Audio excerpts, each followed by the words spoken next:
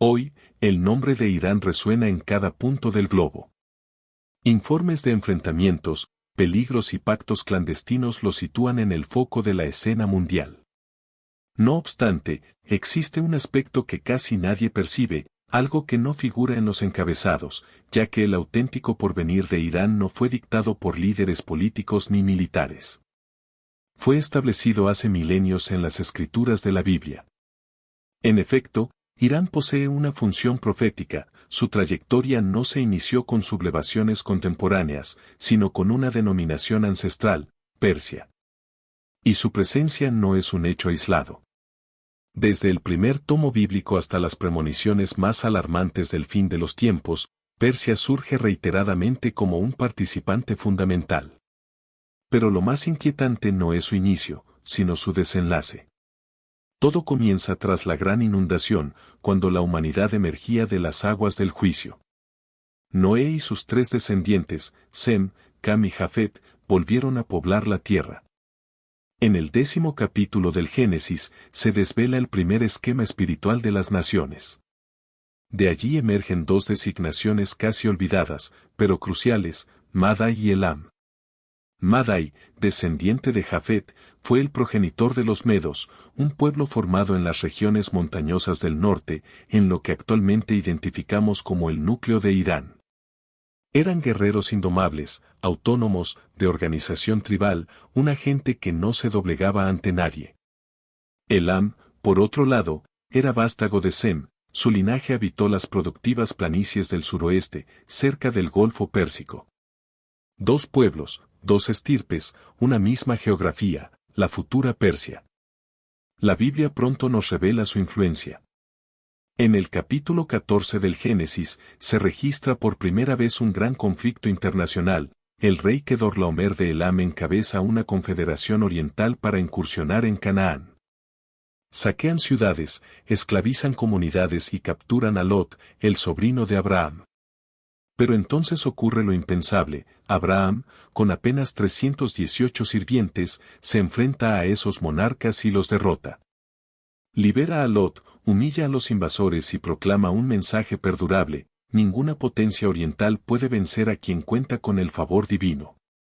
Los siglos transcurrieron, pero los descendientes de Elam y Madai no se desvanecieron.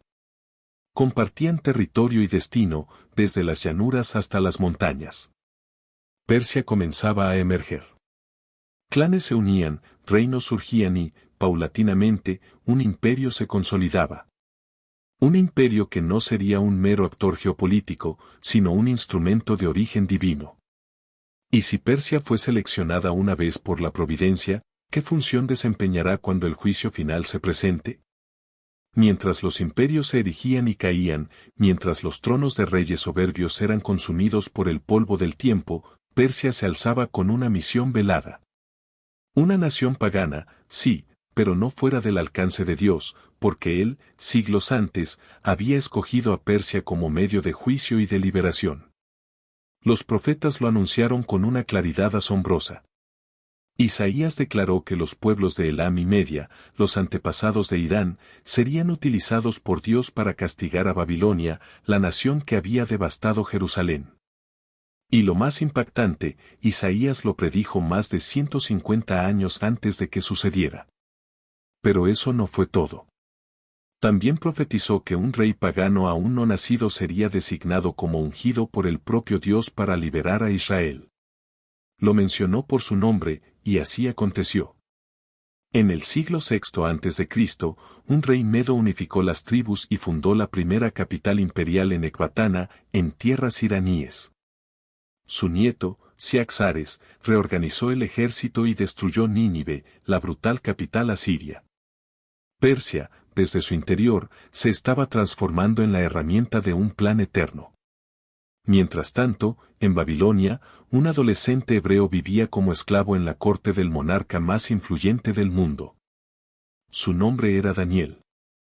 Separado de su tierra, sin libertad ni autoridad, pero con algo que nadie más poseía: el favor de Dios. Y con ese favor, recibió visiones que revelaban el curso de la historia humana. Una noche, el rey Nabucodonosor tuvo un sueño. Un sueño aterrador, una estatua gigantesca hecha de metales preciosos. Ningún sabio pudo descifrarlo hasta que apareció Daniel.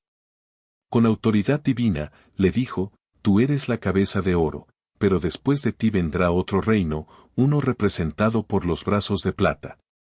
Ese reino no sería uno solo, sino dos naciones unidas, los medos y los persas, dos brazos, un mismo cuerpo. Sin embargo, el brazo persa se alzaría más fuerte y tomaría el control. Y así fue. Ciro, el joven rey de Persia, conquistó Media, unió los reinos y fundó el imperio medo-persa. El día señalado llegó, Babilonia celebraba un banquete blasfemo, utilizando vasos sagrados del templo para honrar a dioses falsos. En ese instante, una mano invisible escribió en la pared, Mene, Mene, Tekel, Parsin. Llamaron a Daniel, y él lo interpretó, tu reino ha sido contado y será entregado a los medos y a los persas. Esa misma noche, sin derramar sangre, Ciro desvió el río Eufrates y entró en la ciudad. Babilonia cayó. La profecía se cumplió. Pero Ciro no solo venció, hizo algo impensable, decretó el regreso de los judíos a Jerusalén, financió la reconstrucción del templo y puso al frente a Zorobabel y Josué. Persia, el imperio pagano, se convirtió en el protector del pueblo de Dios. Cuando Ciro decretó el regreso de los exiliados, algo cambió en la historia. Por primera vez, un imperio extranjero no solo toleraba al pueblo de Dios, sino que lo protegía. Persia no destruyó a Israel, lo restauró. Pero ese no sería el último acto sorprendente del imperio. Pasaron los años y Persia se convirtió en la potencia dominante del mundo conocido. Su imperio se extendía desde la India hasta Etiopía. En sus días de gloria, todo giraba en torno a una ciudad majestuosa, Susa. Fue allí, en el corazón de Elam, lo que hoy es el suroeste de Irán, donde ocurrió uno de los milagros más insólitos de toda la Biblia. En tiempos del rey Asuero, también conocido como Jerjes, se celebró un banquete fastuoso que duró 6 meses. Cuando quiso exhibir la belleza de su reina, ella se negó. Humillado ante todo el imperio, el rey la desterró. Entonces comenzó la búsqueda de una nueva reina. Las jóvenes más bellas del reino fueron reunidas y preparadas durante un año, y entre ellas, una muchacha huérfana y judía llamada Adasa fue seleccionada. En el palacio, recibió un nuevo nombre, Esther. El rey desconocía su origen judío, pero Dios sí lo sabía. Mientras Esther era coronada, un adversario ancestral resurgía, Amán, descendiente de los amalecitas, fue ascendido a segundo al mando del reino. Cuando Mardoqueo, primo de Esther, rehusó inclinarse ante él, Amán no planeó solo una venganza, sino un genocidio. Engañó al rey, obtuvo un decreto con su sello y fijó una fecha para la aniquilación de todos los judíos del imperio, hombres, mujeres y niños. Una sombra siniestra se cernía sobre la comunidad de Dios, pero ignoraban que una reina judía estaba en el palacio. Mardoqueo envió un mensaje apremiante a Esther. Ella dudó, pues presentarse ante el rey sin ser convocada podía costarle la vida. Sin embargo, pronunció una frase que selló su destino, si perezco, que perezca. Entró al trono sin invitación y el cetro le fue extendido. Esther no actuó con premura. Invitó al rey y a Amán a 2 banquetes. En el segundo, reveló la verdad, se ha decretado la muerte de mi pueblo. El rey, enfurecido, preguntó quién era el responsable. Ese enemigo es Amán, respondió. Esa misma noche, Amán fue colgado en la horca que había preparado para Mardoqueo. Pero el edicto seguía vigente. Entonces, Esther y Mardoqueo propusieron algo audaz, un nuevo decreto, y el rey lo firmó. El día señalado para la masacre de los judíos, estos recibieron el derecho a defenderse, y lo que debía ser una matanza se transformó en victoria. Persia, sin saberlo, se convirtió en refugio, escudo y trono para el pueblo de Dios. Y en medio del imperio más vasto de la tierra, una huérfana salvó a toda una nación. Aunque Persia fue aliada del pueblo de Dios en los días de Ester y Ciro, las visiones de los profetas revelan algo inquietante, pues el mismo imperio que rescató a Israel también está destinado a levantarse contra él, no una sino varias veces. Persia reaparece en las visiones apocalípticas como un poder devastador. Daniel lo vio, y Ezequiel lo confirmó.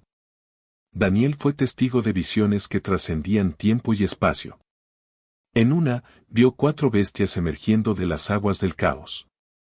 La segunda, un oso gigantesco alzado de un lado, con 3 costillas entre sus dientes. Una voz tronó desde el cielo: levántate y devora mucha carne. El oso simbolizaba al imperio medo-persa.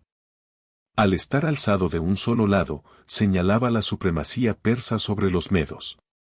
Las costillas representaban 3 grandes conquistas: Lidia, Babilonia y Egipto. Y así fue. Bajo el reinado de Cambises, hijo de Ciro, Persia atravesó el desierto del Sinaí y derrotó al faraón en Pelucio. Egipto, antiguo opresor de Israel, cayó. La visión se cumplía paso a paso. Pero las imágenes se tornaron más inquietantes. Años después, junto al río Ulai, Daniel vio otro símbolo: un carnero con 2 cuernos, uno más alto que el otro, que crecía. Luego, el carnero embestía al norte, al sur y al occidente, nadie podía detenerlo. La explicación fue clara: el carnero representa a los reyes de Media y Persia.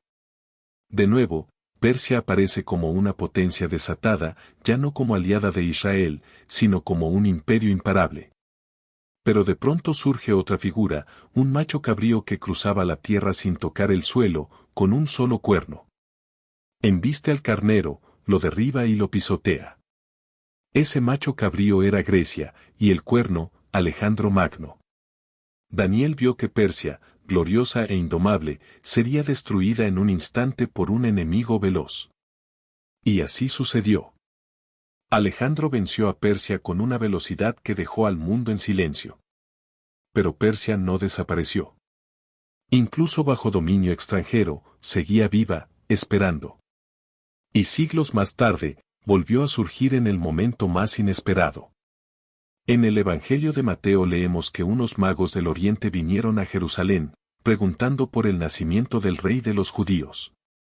Venían siguiendo una estrella. Esos magos, o magoi en griego, eran sabios astrónomos de la antigua Persia, sacerdotes, científicos, buscadores de señales. Y es muy probable que conocieran las profecías de Daniel, el cautivo que había servido en su tierra siglos atrás. Cuando vieron la estrella, entendieron: el tiempo profetizado había llegado. Viajaron, cruzando desiertos y montañas, para ofrecer oro, incienso y mirra. Persia, una vez más, fue protagonista de una revelación divina. Pero la historia no termina ahí, porque el mismo libro que habló del inicio de Persia también anuncia su lugar en el final. El Apocalipsis no se inicia con dragones ni trompetas, empieza con nombres ancestrales que reaparecen en el escenario del fin del mundo. Y uno de los primeros en surgir es Persia, la misma nación que un día restauró a Israel, pero que ahora formará parte de una oscura coalición que intentará destruirlo. En el capítulo 38 del profeta Ezequiel se describe un conflicto que sacudirá a las naciones. Gog, príncipe de Magog, se levantará con un ejército compuesto por una alianza internacional. Y entre los primeros nombres mencionados está Persia. Persia, Cus y Fut estarán con ellos, dice el texto.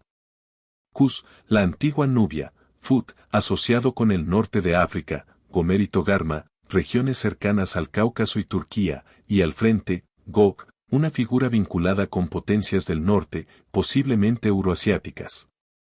Todos juntos avanzarán como una tempestad sobre Israel, una invasión definitiva, un asalto sin precedentes. Pero entonces, Dios interviene.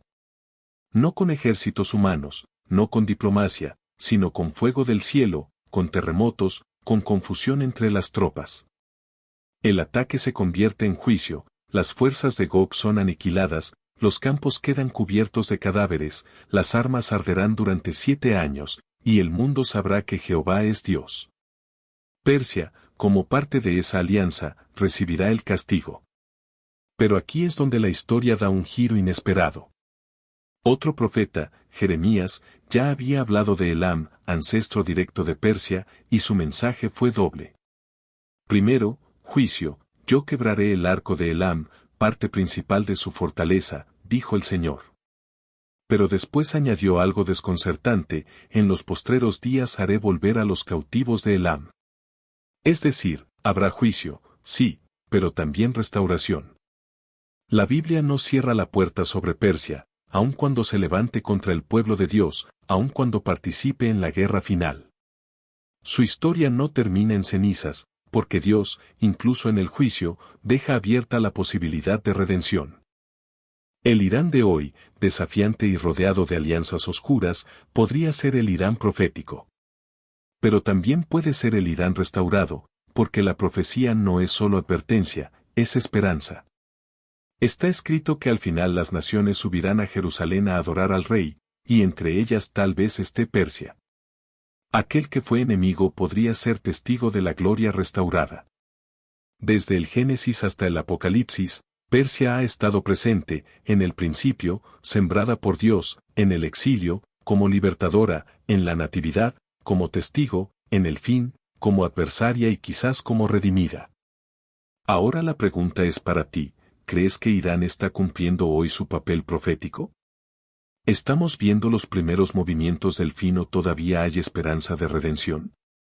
Déjalo en los comentarios, comparte esta historia y prepárate, porque las profecías no descansan.